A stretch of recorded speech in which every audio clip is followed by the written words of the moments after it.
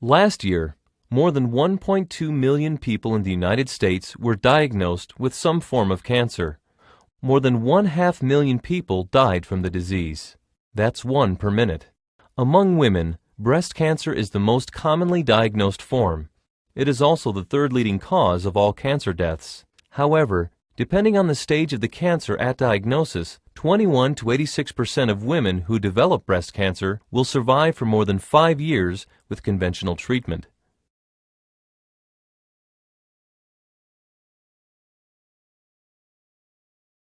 Cancer can begin in many ways.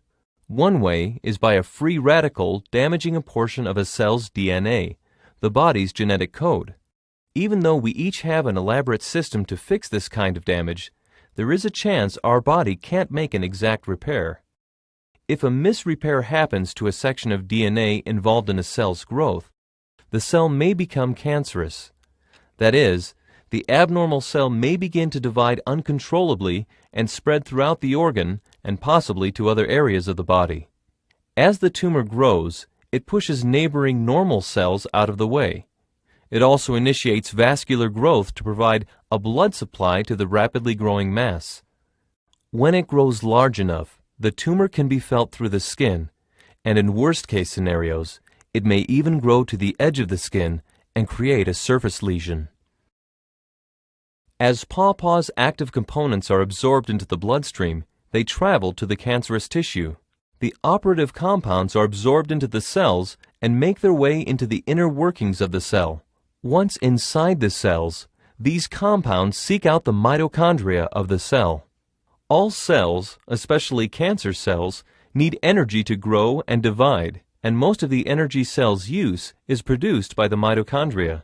Along the inner membrane of the mitochondria are collections of 5 complexes that are responsible for converting molecules from the food we eat into a form of energy that cells can use. Each trip through these complexes produces a molecule called ATP, or adenosine triphosphate, which provides the energy necessary for nearly all cellular functions. Resistant cancer cells have a built-in protection mechanism, a pump in their cell membrane that pushes chemotherapeutic drugs and other toxins out of the cell. Since the pump requires ATP energy, when pawpaw blocks production of ATP, the chemotherapeutic drugs remain in the cancer cells longer. This makes pawpaw an excellent adjunct for chemotherapy.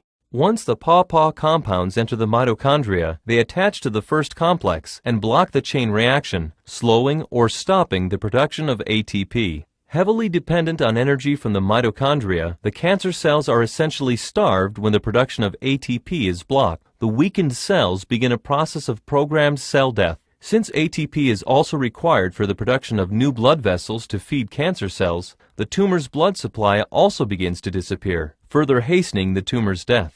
Together, this may lead to a reduction in tumor size and hopefully an eventual disappearance of cancerous cells. In chemotherapy, the drugs that prevent growth or kill abnormal cells can also harm and often kill healthy cells. Although cancer cells grow faster than healthy cells and are therefore affected to a greater extent, chemotherapy is harmful to both cancerous and healthy cells.